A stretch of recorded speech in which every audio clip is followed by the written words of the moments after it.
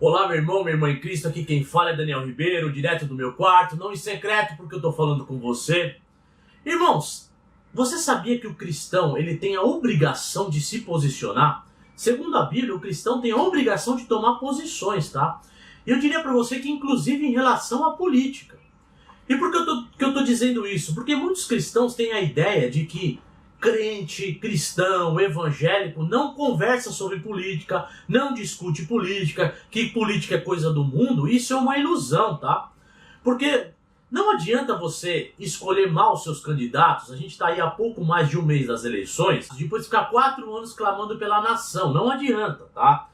A sua obrigação é escolher bem os seus candidatos. Escolha bem o candidato a presidente, a governador, a deputado estadual, a deputado federal e a senador. E depois clame pela nação. Clame, peça a Deus que os candidatos que você escolheu de maneira consciente façam um bom governo, mas escolha de maneira consciente.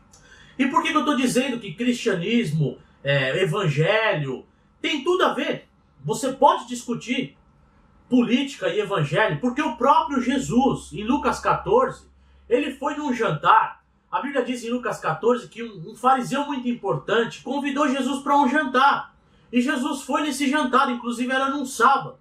Jesus foi nesse jantar. Eles começaram a questionar Jesus porque ele tinha ido num sábado, ele curou uma pessoa nesse jantar. E esse jantar está decorrendo lá, eles questionam Jesus porque ele curou no sábado. E Jesus ele começa a conversar com essas pessoas nesse jantar, que era um jantar político, um jantar na casa de um fariseu muito importante. Eles começam a querer pegar Jesus em alguns assuntos ali. E Jesus ele começa a dar uma aula de política ali, uma aula de justiça social para aqueles fariseus detentores da lei, aqueles fariseus ali que estavam naquele jantar, que não era um jantar festivo, mas era um jantar onde decisões políticas eram tomadas. Depois eu aconselho a você a estudar esse texto de Lucas 14. Aí quando chega no versículo 12, Jesus dá uma aula de política, uma aula de justiça social para aqueles fariseus. Ele diz assim, olha, Jesus dizendo, então Jesus disse ao que tinha convidado, um fariseu muito importante, um político importante, quando você der um banquete ou jantar, não convide seus amigos, irmãos ou parentes, nem seus vizinhos ricos. Se você o fizer, eles poderão também por sua vez convidá-lo, e assim você será recompensado.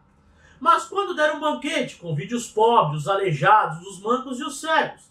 Feliz será você, porque esses não terão como retribuir. A sua recompensa virá na ressurreição dos justos.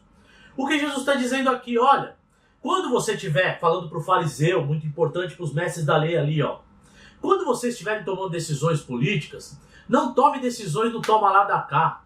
Não tome decisões já pensando em favor, esperando algum favor sendo retribuído. Tome decisões pensando no povo.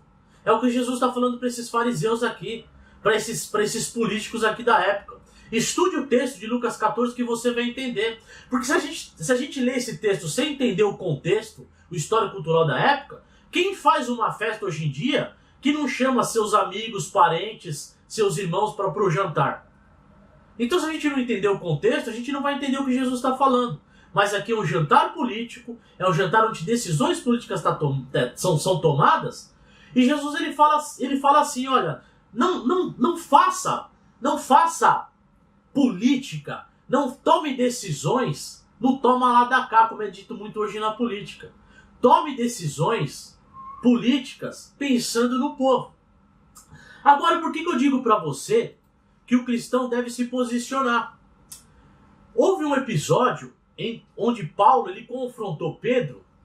Está lá em Gálatas 2, a partir do versículo 11, que Paulo diz assim, olha, quando porém Pedro veio a Antioquia, enfrentei-o face a face por sua atitude condenável, pois antes de chegar alguns da parte de Tiago, ele comia com os gentios. Quando porém ele chegava, afastou-se e separou-se dos gentios, temendo os que eram da circuncisão.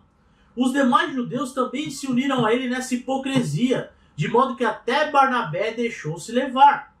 Quando vi que não estava andando de acordo com a verdade do evangelho, declarei a Pedro diante de todos, você é judeu, mas vive como gentio e não como judeu. Portanto, como pode obrigar os gentios a viverem como judeus?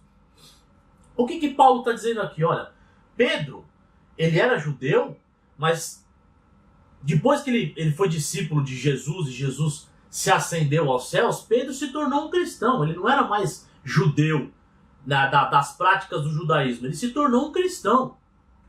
E o que estava acontecendo? Pedro, para não se queimar com os judeus, quando ele estava perto dos judeus, ele só andava como judeu. Mas quando ele estava com os gentios, ele queria andar como os gentios, comer como os gentios. Então Pedro estava se tornando duas caras. Ele não tomava uma posição, ficava em cima do muro. Com os judeus tinha uma cara, com os gentios tinha outra cara, não tomava posição. O que Paulo faz? Chega e confronta Pedro. Fala: Pedro, tome posição. Deixa de ser um cara mole. Você tem que se posicionar. Você é uma nova criatura. Você tem que tomar posição.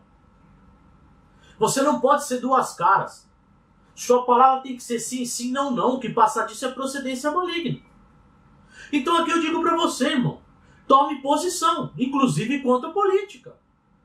O que eu tenho visto aí nas redes sociais, e eu não estou aqui dizendo que você tem que se posicionar com candidato tal ou candidato tal. Não estou fazendo aqui política partidária, não. Eu estou dizendo que você tem que se posicionar.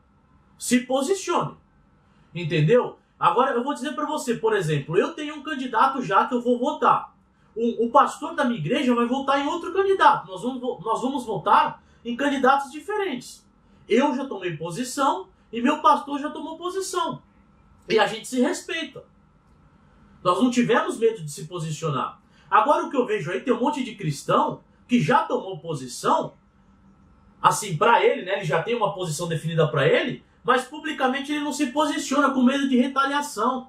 Que nem Pedro estava aqui, ó. Pedro com os judeus, ele vivia de um jeito, aí quando estava na frente dos gentios, de outras pessoas, vivia de outro jeito, com medo de retaliação.